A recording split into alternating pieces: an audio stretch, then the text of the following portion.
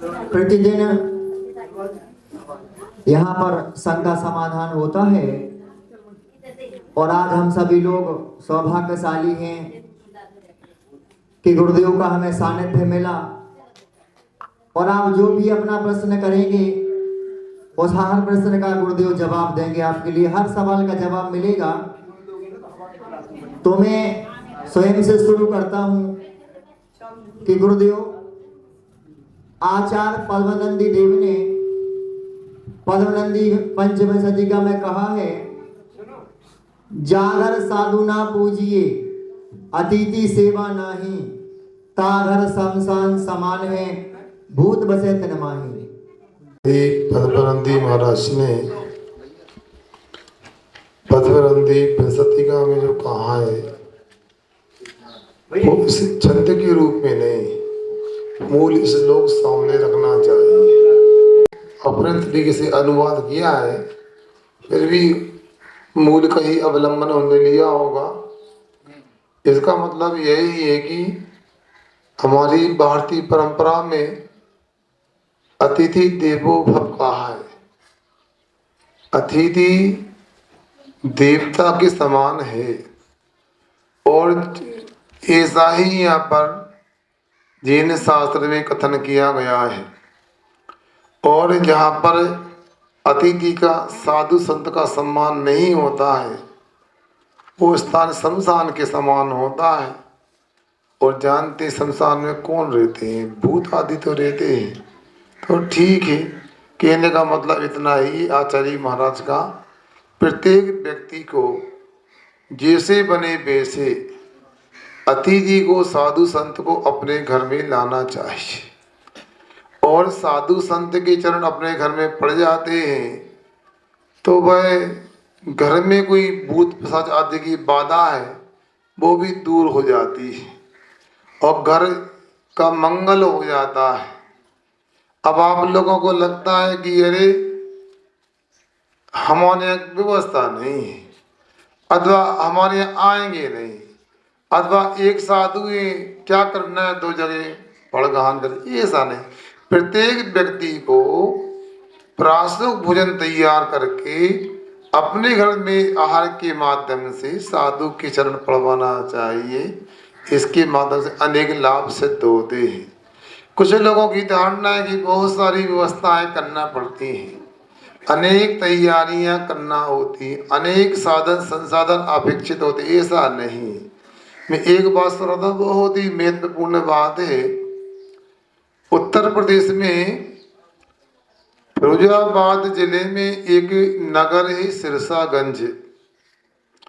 वहाँ पर हमारे संघ में दो मुनि महाराज हैं, मुनि श्री प्रणम्य सागर जी, मुनि श्री अभिनंदन सागर जी। जहाँ तक मुझे याद आ रहा है, अभिनंदन सागर जी ने एक संस्मरण सुनाया था। सुन रहे हैं आप लोग? ध्यान से सुनना बड़ा उपयोगी है।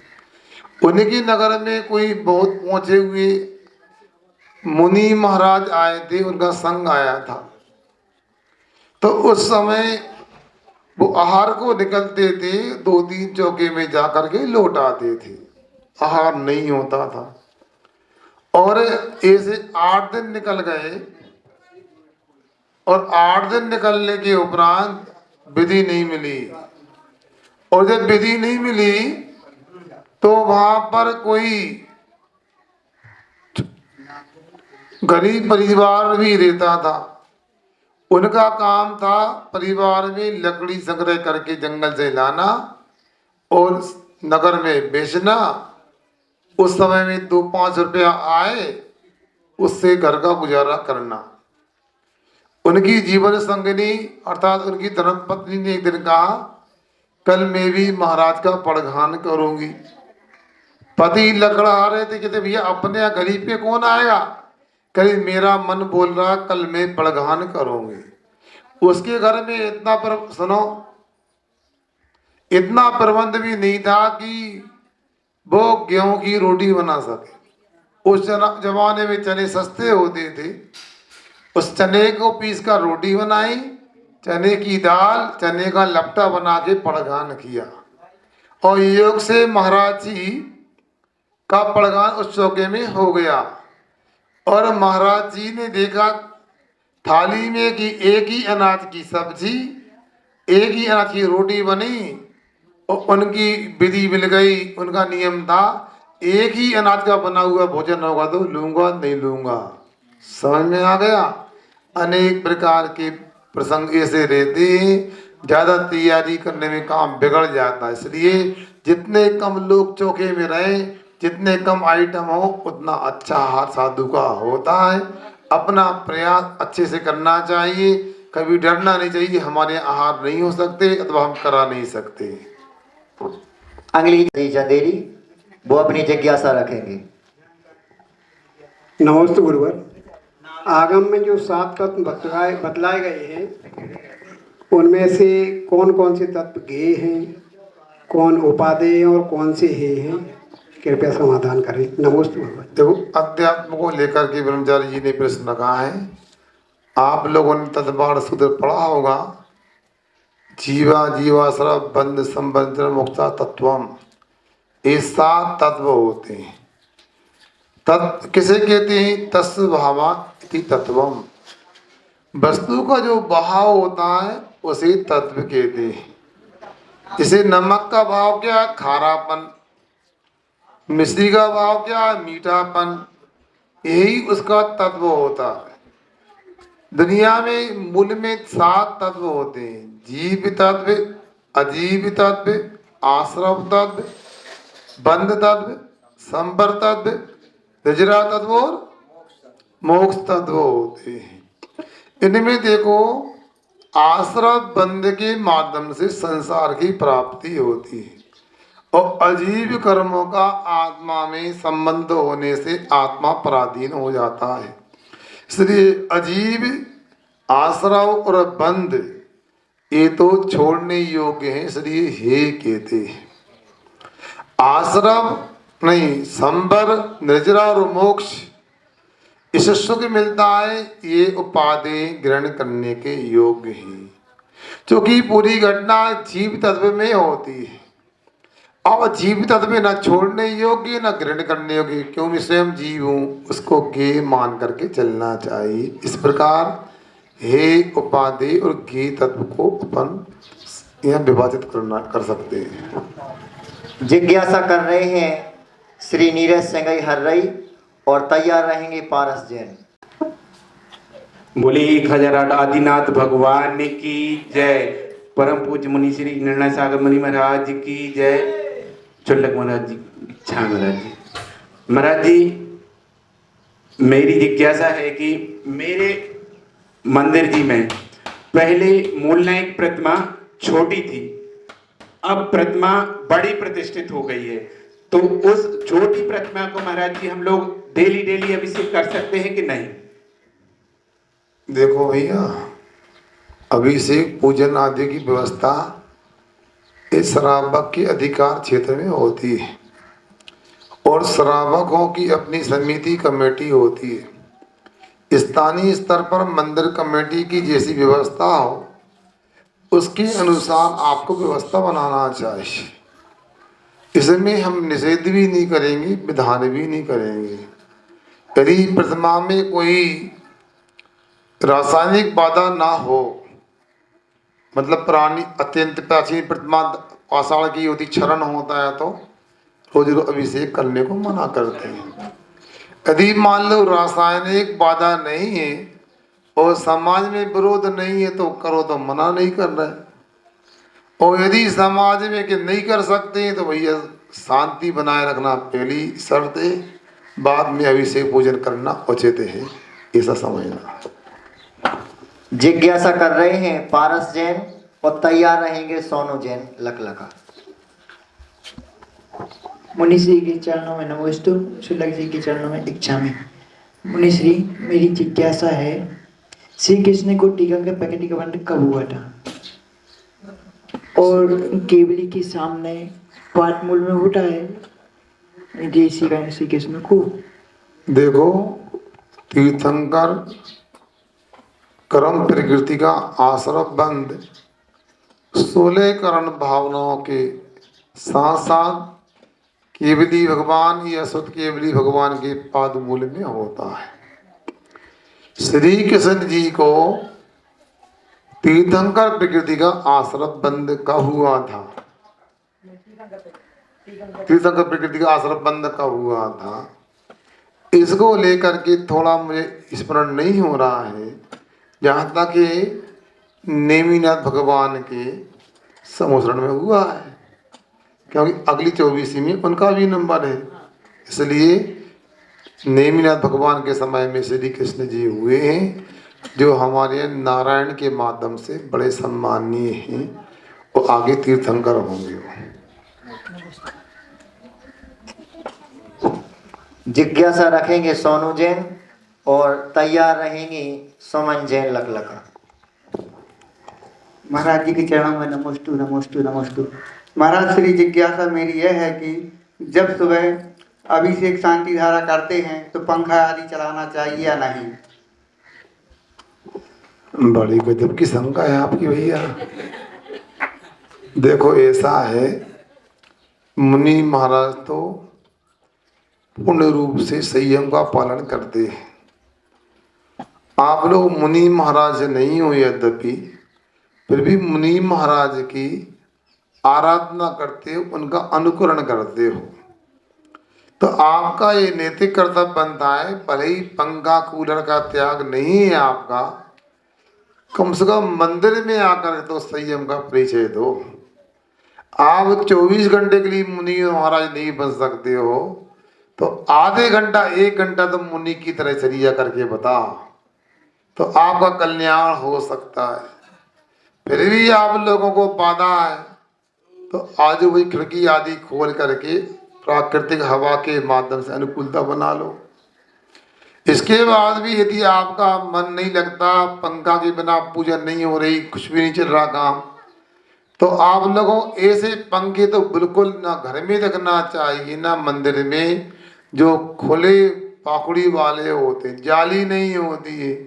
मुझे याद आ रहा है, सायपुर में एक मुनि महाराज जी प्रवचन कर रहे थे। सायपुर सागर जिले में एक कस्बा है गड़ाकोटा के पास में, तो एक चिड़िया आई और पंखे के बीच में आके फंस गई और कट के मर गई, नीचे गिर गई। ऐसी बड़ी बड़ी दुर्घटनाएं हो जाती हैं। उसी सायपुर में हमारा चतुर्मास हुआ, तो एक परिवार के लोग सुबह सुबह आए और 5-8-9 लोग थे, आगे रोने लगे, महाराज आज तो नई जिंदगी हो गई, आप थे नगर में बच गए, पंखा की राड टूट के पंखा हमारे ऊपर गिर गया और गर्दन कटते कटते बच गई। ये बहुत खतरनाक सामान होते हैं, सुनो। इसलिए आप लोगों को मंदिर में जितना बने इनसे बचना चाहिए। इन संसाधनों के बिना काम कर दो अच्छा है। और लगा जैसी जगह में तो बेसी अच्छी ठंडी हवा आती है, बताओ गर्मी में भी ठंडी सी लगती है, तो आप लोगों को थोड़ा संयम का परिचय देना चाहिए। मगर आप पंखा नहीं लगा इस बाधा को लेकर के मंदिर आना बंद कर दो, ये भी ठीक नहीं है। श्री मंदिर की समाज की व्यवस्था को लेकर काम करना चाहिए।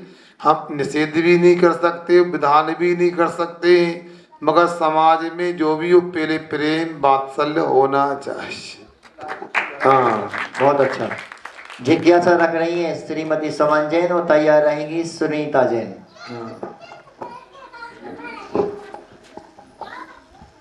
हे स्वामी जी, नमोस्तु नमोस्तु नमोस्तु। सुल्लभ जी के चरणों में इच्छा में भैया जी को जय जिनेन्द्र। हे स्वामी जी, हम लोग मिथ्यात्व को तो नहीं पालते हैं, पूछते हैं, लेकिन हमें प्रश्न है हमारा कि हम सुहागन वगैरह हम गृहस्थी में जो महिलाएं करती हैं वो करते हैं और बिंदी वगैरह बांटते हैं, माने 10 सुगंध दशमी पे, तो क्या वो मिथ्यात्व में आता है? देखो, ये आप लोगों की व्यवस्था है, क्रियाएं, हम इसके बारे में कुछ नहीं बोल सकते। ये आप अपने से समझो, इतना है यहाँ तो अपने आराध्य श्रद्धेय देव शास्त्रों की चर्चा है। अपने को यथार्थ देव शास्त्र गुरु के प्रति श्रद्धा आदि व्यक्त करना चाहिए, इतना हमने कहा है। बाकी क्रियाएं तो बहुत सारी होती हैं, आपके यहाँ कौन कौन सी बातें करें, वो आप ना करो तो कोई बात नहीं है। बहुत अच्छा। जिज्ञासा रख रही हैं श्रीमती सुनीता जैन। मुनि श्री के चरणों में नमोस्तु नमोस्तु नमोस्तु। शल्लक जी के चरणों में नमोस्तु। इच्छामि इच्छामि इच्छामि। भैया जी जय जय। मेरा प्रश्न यह है महाराज जी कि जो कसाएं रहती हैं चार, वो कौन कौन सी कसाएं, मुझको भिन्न भिन्न करके समझाइए। नमोस्तु। हम ये तो सब जानते हैं, आप लोगों ने पाठशाला पढ़ी है। आत्मनः या कसति इति कसाया, जो आत्मा को कसती है, आत्मा को कष्ट देती है, वो कसाय होती है। और सब जानते हैं कसाय मुख्य रूप से चार होती हैं, क्रोध, मान, माया और लोभ। देव गति में लोभ कसाय से जीवन प्रारंभ होता है, मनुष्य गति में मान कसाय से जीवन प्रारंभ होता है, तिरंज गति में माया कसाय से जीवन प्रारंभ होता है, और नरक गति में क्रोध कसाय से जीवन प्रारंभ होता है। कसाय कोई भी हो अच्छी नहीं होती, मगर हम लोगों की धारणा बन गई है गुस्सा मत करो, गुस्सा करना अच्छा नहीं है। हमारा समझा गुस्सा करा दे, जितना गुस्सा करना, क्रोध करना हानिकारक है, उसी प्रकार से मान करना, मायाचारी करना, लोभ करना भी हानिकारक होता है। अपने लिए चारों कसाय से बचने का प्रयास करना चाहिए। कभी भी किसी को धोखा देने का प्रयास बिल्कुल मत करो। ठगने का, मिलावट करने का, कम तोलने का और ज़्यादा तोलने का प्रयास मत करो। कम तोल कर किसी को दो नहीं, अधिक तोल कर लो नहीं। इस प्रकार करोगे तो माया से बच सकते हो। कभी अपने आप को बड़ा मत समझो। कभी ऐसा भी हमारा पूर्व में जीवन रहा है, हम वनस्पति के रूप में भी रहे, पेड़ पत्ते भी बने हैं। अपन को क्या जीवन में आगे क्या होने वाला है, इसलिए किसी ने लिखा है अपनी कामयाबी पर इतना गरूर मत करो। हमने आसमां से सितारों को भी गिरते हुए देखा है। इसी प्रकार लोभ कसाय करना भी अच्छा नहीं। सब जानते हैं लोभ करना हमेशा हानिकारक होता है। मक्खी लोभ करती है, गुड़ के ऊपर चली जाती है तो मरण को प्राप्त हो जाती है। और क्रोध तो आप लोग जानती हो कितना हानिकारक है। रामायण सब देखते हैं, सुनते हैं, रामलीला आदि। रावण ने क्या किया था, मान किया था और ऊपर से क्रोध भी करता था। अपने भाई को भी उसने ठुकरा दिया था और परिणाम हुआ कि नरक के दुखों को भोगना पड़ रहा है। ये चारों कसाय खतरनाक होती हैं। कसाय को छोड़ दो, तो कसाय को छोड़ दोगे तो हम भी भगवान हो जाएंगे। बहुत अच्छा। जिज्ञासा कर रही हैं श्रीमती सुलोचना जैन और तैयार रहेंगी जानकी जैन।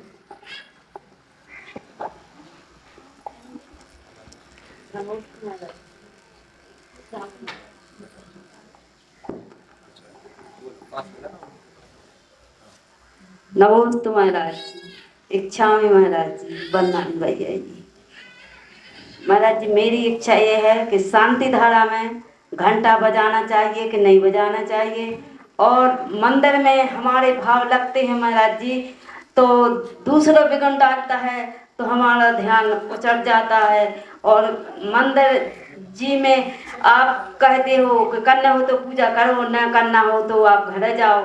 तो महाराज जी हमें एक समाधान प्राप्त करना है आपसे गुरुदेव। बहुत अच्छा प्रश्न किया माता जी ने। देखो आप लोगों को ध्यान रखना चाहिए। एक कहावत सुनाता हूँ आपको। दर्शन करते भक्त को रखना इतना ध्यान, पीछे ठाड़े भक्त को दिख जाए भगवान।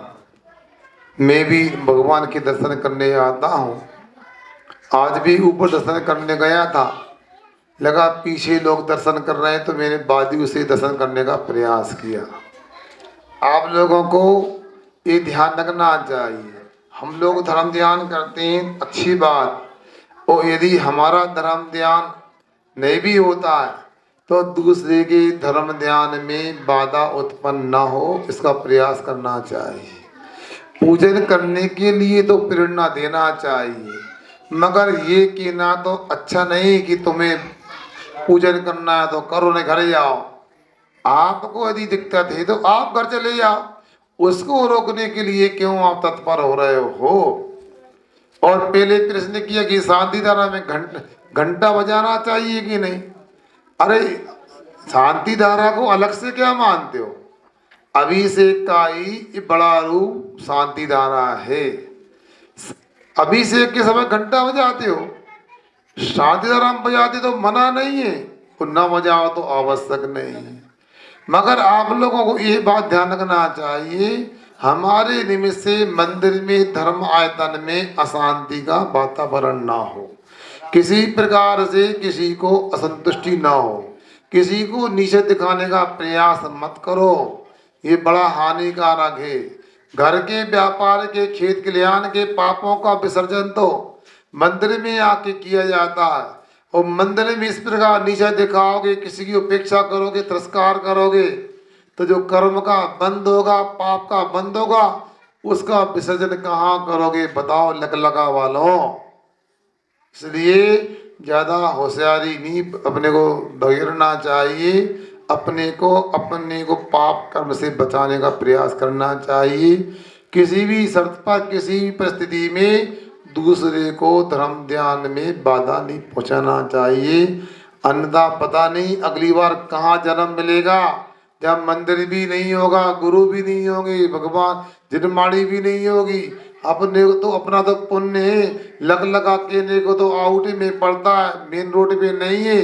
मगर जहाँ जगत आचार्य श्री कई बार आए, वो छोटा मोटा गांव नहीं हो सकता, लगा होता। हाँ ब्रो, क्यों नहीं, नाम क्यों नहीं बोलेंगे। हाँ अब देखो ऐसा रहता है, धीरे से जोर से माइक से संचालना हो रही है, छिल्लक जी का कहना है कि मंत्र सुनाई नहीं देंगे, किस प्रकार की व्यवस्था है, अपन उसको उन्हीं सबकी जैसी व्यवस्था हो। मगर अभिषेक में भी तो मंत्र तो बोला ही जाता है, मगर घंटा बजता भी है, इसलिए आप जैसी व्यवस्था बना ले, शास्त्र में निषेध भी नहीं, विधान भी नहीं। बहुत अच्छा। जिज्ञासा करेंगी कुमारी नैन्सी जैन हर रही, और अच्छा जानकी जैन जिज्ञासा की तैयार रहेगी नैन्सी जैन। हे स्वामी जी, नमोस्तु नमोस्तु नमोस्तु। इच्छा में महाराज जी, इच्छा में भैया जी जय जी महाराज जी। हमारे महाराज जी मैंने व्रत तो ले लिए, पर आप समझा दे क्रम से क्रम कौन से व्रत? चार शुद्धि। अब चारित्र शुद्धि के व्रत की माता ये बात कर रही हैं। देखो अनेक प्रकार के शास्त्रों में व्रत विधान आदि लिखे हैं, उनमें चारित्र शुद्धि को लेकर यदि आपको बताएं, ये मुनियों के लिए मुख्य रूप से होते हैं। इसमें 5 महाव्रत, 5 समिति, 3 गुप्ती या 28 मूल गुण, इनके मंत्रों के अनुष्ठान होते हैं। जो पालन करते हैं उनमें कोई दोष लग जाए तो व्रत के माध्यम से उसकी शुद्धि करते हैं। ये व्रत मुख्य रूप से तो उपवास के माध्यम से मुनि महाराज आदिकाएँ करते हैं, और सामान्य ग्रस्त भी यदि एक आसन से करते तो कोई दिक्कत नहीं, कम से कम साधना इस बहाने हो रही है, कर्मों की निजरा हो रही है। मगर उसमें भी आपको ये समझना चाहिए, उत्कृष्ट से एक उपवास एक आहार करके लगभग 7 साढ़े 7 वर्ष में पूरे होते हैं। और यदि उत्कृष्ट नहीं कर सकते, मध्यम रीति से आप 2 आहार 1 उपवास भी कर सकते हैं। जगन विधि है कि कभी भी अनुकूलता देकर जीवन में पूरे कर लेना चाहिए। आप इतना और ध्यान रखें आप लोग कि चारित्र शुद्धि जो व्रत होते हैं, मुनि महाराज तो जाप करते हैं, गृहस्थ लोग उसका पूजा विधान आदि पूजन आदि भी करते हैं। उसमें कब से प्रारंभ करें ये भी तिथि होती है। जहाँ तक मुझे याद है, चूँकि मैंने भी 1998 से ये चारित्र शुद्धि विधान व्रत चालू किए हैं और अपने तरीके से करते हैं जिसे अनुकूलता हो, तो ये भाद्र शुक्ला एकम से प्रारंभ किए जाते हैं। हाँ, इसके बाद आप अपने अनुकूलता से कर सकते हैं। मुख्य रूप से मुनियों के लिए व्रत होते हैं। जिज्ञासा करेंगी कुमारी नैन्सी जैन, तैयार रहेंगे रोशनी जैन पहाड़ी करेली से। गुरुदेव के चरणों में बारंबार नमोस्तु नमोस्तु नमो। चिल्लक महाराज जी के चरणों में बारंबार इच्छा में गुरुदेव, मेरा प्रश्न यह है कि हम जब व्रतस्थली जाते हैं तो हम हर एक वस्तु का त्याग कर देते हैं और फिर हम आते हैं तो हम फिर से खाना शुरू कर देते हैं, तो हमें उतने में त्याग करके हमें कोई पुण्य लगता है कि नहीं? हमें उस तो गुरु देखो, त्याग तो त्याग होता है, किंतु अपने को याद रखना चाहिए मन की साधना पूर्वक त्याग करना चाहिए। छोटा नियम लो या बड़ा, छोटा त्याग करो या बड़ा त्याग, उसमें कोई दोष नहीं लगना चाहिए। आपने यदि कुछ समय के लिए नियम लिया कि प्रतिपस्थली से आए नियम ले लिया, जाने तक का नियम ले लिया, ऐसे ही ना, तो उतने समय में आपको वो नियम अच्छे से पालन करना चाहिए। और ये भी याद रखना चाहिए, हमको यदि प्रतिपस्थली भेजा गया है तो उसमें उद्देश्य क्या है? एक अच्छी श्राविका बनने के लिए अपने को माता पिता ने अपेक्षा की है। और हम लोग वहाँ तो बहुत से नियम पालन करते, रोज मंदिर जाते हैं, अभिषेक देखते हैं, पूजन करते हैं, रात में भोजन नहीं करते, दीदियों की बात मानते प्रतिपस्थली में, और घर आकर के सब गड़बड़ करते हैं। माँ कपड़े भी अच्छे पहनते हैं, घर में आके बेसी गंदे कपड़े पहनने लगते हैं। अपने को वहाँ जो पढ़ाते हैं वो थ्योरी मान के पढ़ना चाहिए, सिखाते हैं वो थ्योरी है। और अपने माता पिता के पास घर में आते हैं, गांव में आते हैं, वो प्रैक्टिकल करना चाहिए, तभी एक अच्छी आप विद्यार्थी सिद्ध हो सकती हैं। अन्यथा वहाँ रह करके अपना समय पे खराब माना जाएगा। इसलिए अपने को सोचना है, परम पूज्य आचार्य जी के द्वारा इतना बड़ा ये प्रतिष्ठान तैयार किया है प्रतिपस्थली, जहाँ देखो ब्रह्मचारिणियों के लिए आप साथ भी मान के चरण छूते हैं, आप उनके लिए सम्मान से हाथ जोड़ के विनय करते हैं। वो ब्रह्मचारिणी जी ने आपकी बच्चियों की सब प्रकार की सेवा करती है। ये आपकी बच्चियों का सौभाग्य है। इसलिए आप लोगों को उन नियमों को जो वहाँ सीख करके आते हैं उनको आप भी पालन करवाएं, तो सही पढ़ने की सार्थकता प्रतिपस्थली की हो सकती है। अगली जिज्ञासा रोशनी जैन, पहाड़ी कटनी। इसके बाद तैयार है राहुल जैन। परम पूज्य गुरुदेव एक्सपर्ट निर्णय सागर जी महाराज के चरणों में नमोस्तु नमोस्तु नमोस्तु। चिल्लक जी के चरणों में इच्छा में महाराज जी, तत्पर सूत्र का सूत्र है कि उसमें बताया है कि नारकी और देवों को और तीर्थंकर पर्याय में अवधि ज्ञान होता है, मतलब और किसी को जीव को अवधि ज्ञान नहीं होता क्या? इनको जन्म से ही अवधि ज्ञान होता है? देखो ऐसा है, अवधि ज्ञान दो प्रकार का होता है, भव प्रत्यय और क्षयोपम निमित्तक। वैसे तो क्षयोपम से ही अवधि यानी जनावर्णी कर्म की क्षयोपम से ही अवधि ज्ञान होता है, मगर कुछ भव में कुछ पर्यायों में नियम से होता है। देव गति में नरक गति में अवधि ज्ञान का क्षयोपम भव प्राप्त होते ही हो जाता है। और तीर्थंकरों को भी इसी प्रकार की व्यवस्था है, इसलिए इनको भव निमित्तक के देती नियम से होता है। इनको महाराज जी जैसे चक्रवर्ती होते हैं और अन्य केवली हाँ, होते हैं, और इनको नहीं होता जन्म से क्या? केवली भगवान को तो केवल ज्ञान होता तो पूर्व के ज्ञान समाप्त हो जाते हैं, मगर हाँ कुछ है महापुरुष चक्रवर्ती आदि के लिए भी भव निमित्तक मान करके मानना चाहिए।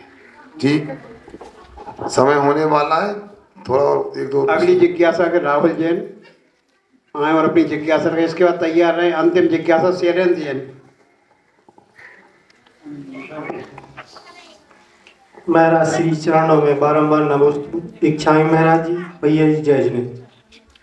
महाराज श्री, जैसे हमारी वेदी में मूलनायक पार्श्वनाथ भगवान है, तो जब पूजा हम लोग जाते हैं तो मूलनायक भगवान को स्पर्श करना चाहिए कि नहीं करना चाहिए? देखो ऐसा है, हमने पहले कहा ये मंदिर की व्यवस्थाएं, पूजन आदि की व्यवस्थाएं समिति के अंतर्गत आती, समाज की समिति की जो व्यवस्था उसके अनुसार करना चाहिए। मगर आप लोगों को व्यवस्था जैसी हो वैसी करना चाहिए, मगर इतना कहूँगा आप मूल ने भगवान को बार बार स्पर्श करोगे, आगे छोटी छोटी प्रतिमाएं रखी हैं, कई बार ऐसा हो जाता धोती दुपट्टे में फंस जाए तो नीचे आ सकती है। एक मंडीदीप के बाद गांव है दाहोद, वहाँ एक प्रतिमा थी, दुपट्टा ऐसा फंसा वो प्रतिमा नीचे आ गई और 5 साल की थी, खंडित हो गई। तो बड़ी घटना हो सकती है, बाद में पछताना हाथ में रहेगा। इसलिए आपसे कहना चाहते हैं आप लोग यदि विधि हो संभाल के यदि करते तो निषेध तो नहीं है, हर व्यक्ति बार बार करेगा तो कोई असाधना होने की, दुर्घटना होने की संभावना हो सकती है।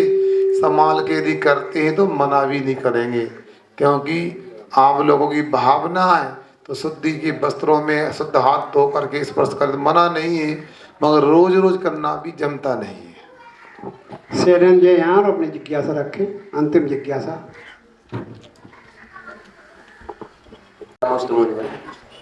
मुनिवर, हमारा प्रश्न ये है कि चार चक्रवर्ती शांति सागर महाराज जी का चतुर्वेद संघ के ऊपर क्या उपकार है, और क्या चतुर्वेद संघ उनके उपकार से बरी हो सकता है, और नहीं हो सकता तो उनके उपकारों को हम थोड़ा कम किस विधि से कर सकते हैं? नमोस्तु भगवान। देखो शैलेंद्र भैया, तदबार सुधि पढ़ा है आपने, वहाँ उमा स्वामी महाराज ने तो लिखा है परस्पर उपग्रह जीवाना, जीवों का एक दूसरे के ऊपर उपकार होता है।